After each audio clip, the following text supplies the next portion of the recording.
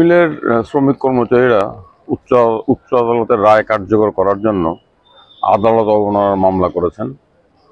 সেই মামলায় আজকে মাননীয় ডিভিশন বেঞ্চ জুট মিল কর্তৃপক্ষ এবং রাজ্য সরকারের শীর্ষ আধিকারিকরা যারা আদালত অবমাননার মামলা অভিযুক্ত তাদেরকে আপাতত 8 সপ্তাহ সময় দিয়েছে উচ্চ আদালতের রায় সম্পূর্ণভাবে কার্যকরী করার জন্য। ইতিমধ্যে জুট মিল এবং রাজ্য সরকারের তরফে জানানো হয়েছে যে এখন অবধি 191 জন শ্রমিককে হাইকোর্টের রায় অনুযায়ী আর্থিক বরাদ্দ করা হয়েছে। এতে জুট মিলের 30 কোটি টাকা খরচ হয়েছে। আর জুট মিলের হিসাব অনুযায়ী আরও 227 জন হাইকোর্টের রায় অনুযায়ী আর্থিক সুফল পাবেন। সেটা খরচ তার জন্য জুট মিলের আরও 35 কোটি টাকা প্রয়োজন।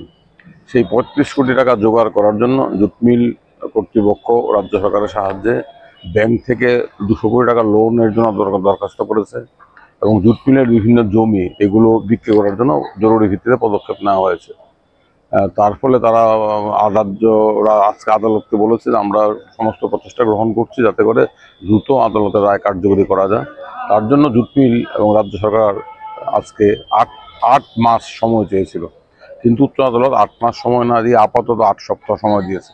এখানে উল্লেখযোগ্য যে সেপ্টেম্বরে 2018 সেপ্টেম্বরে আমাদের উচ্চ আদালতের তৎকালীন প্রধান বিচারপতি অজয় রাস্তগী একগুচ্ছ রিট মামলায় রায় দিয়ে রাজ্য সরকার এবং জুট মিলকে নির্দেশ দিয়েছিল যে সংশোধিত বেতনক্রমের সুপারিশ জুট মিলের শ্রমিক কর্মচারীদের বিভিন্ন ভাতা সমেত 1/96 থেকে দিতে হবে।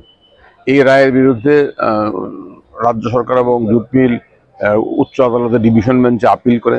এই আপিল 2022 সনে আপিল খারিজ হয়ে যায়।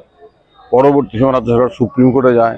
সুপ্রিম কোর্ট SLP খারিজ করে দিয়ে নির্দেশ দেয় 6 মাসের মধ্যে রায় কার্যকর করতে হবে, কিন্তু 6 মাসের মধ্যে রাজ্য সরকার এবং জুট মিল রায় কার্যকর করার জন্য কোনো পদক্ষেপ গ্রহণ করেনি। তার জন্য আদালত অবমাননার মামলা হয়।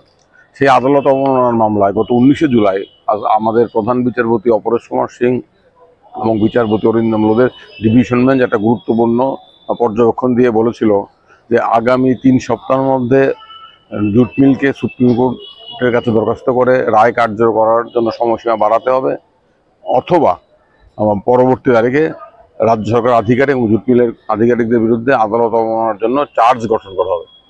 এই আদেশের পর রাজ্য সরকার এবং জুট মিল সুপ্রিম কোর্টে ছুটে যায়।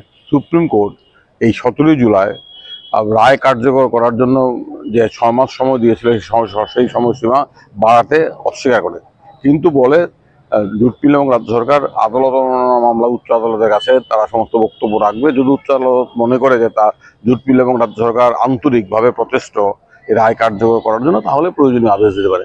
সেই মোতাবেক জুট মিল এবং রাজ্য সরকার দুটি পৃথক হলফনামা করে বিস্তারিতভাবে জানায় যে তারা এই করেছে, আগামী দিনে এই পদক্ষেপ নেবে এবং তার জন্য 8 মাস সময় দিয়েছে রাজ্য সরকার এবং জুট মিল। আজকে আদালত 8 সপ্তাহ সময় দিয়েছে। এখানে একটা প্রশ্ন আছে, আমাদের বক্তব্য হচ্ছে 418 জন নয়, জুট মিল এবং রাজ্য সরকারের বক্তব্য হচ্ছে 191 জনকে ইতিমধ্যে দেওয়া হয়েছে 30 কোটি টাকা খরচ করে ব্যয় করে, এবং আরও 227 জনকে দেওয়া হবে, তার জন্য আরও 35 কোটি টাকা প্রয়োজন, মোট 418 জন। কিন্তু রায়ের নির্দেশ অনুযায়ী মোট প্রায় 1,000 শ্রমিক কর্মচারী পাবেন, যারা 1/96 চাকরিতে ছিলেন কিংবা তার পরবর্তী সময় চাকরি করেছেন, তারা সবাই পাবেন। এখানে এই সংখ্যাটা 418 নয়, প্রায় 1,000 হবে। আমরা এই বিষয়টা আদালতের দৃষ্টিতে আগামী দিনে আনবো।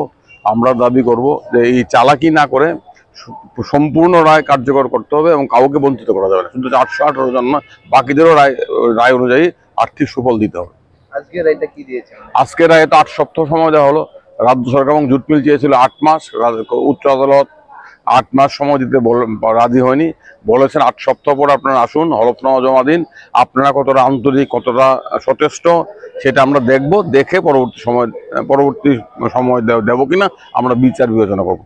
এই 8 সপ্তাহের মধ্যে তাদের দিতে হবে। তারা তো বলেছে যে তারা 30 কোটি টাকা খরচ করে 191 জনকে দিয়েছে, বাকি তাদের হিসেবে অনুযায়ী আরও 227 জন, তার জন্য 35 কোটি টাকা প্রয়োজন। 35 কোটি টাকা জোগাড় করার চেষ্টা করছে লোন নিয়ে, জমি বিক্রি করে। এটা কতটা করলো তারা দেখবে। এবং রাজ্য সরকারের কাছে জুট মিলে প্রায় 6 কোটি টাকা পাওনা আজকের এই হলফনামা অনুযায়ী। সেই 6 কোটি টাকা রাজ্য সরকার দিয়ে দিক, তাহলে 6 কোটি টাকা দিয়ে কিছু শ্রমিক কর্মচারী পাবে। আমাদের তরফ থেকে আমরা কেন সময় সময় কালক্ষেপ করার বিরুদ্ধে, কারণ অনেকেই অসুস্থ, অনেকেই মৃত্যু পথযাত্রী। আমরা চাই যারা এতদিন ধরে লড়াই সংগ্রাম করছেন 96 সন থেকে, তারা তো তাদের বঞ্চনার সুফলটা জীবিত থাকতে পেয়ে যান। তার জন্য আমরা গরিমসির বিরুদ্ধে আমরা সবসময় সোচ্চার।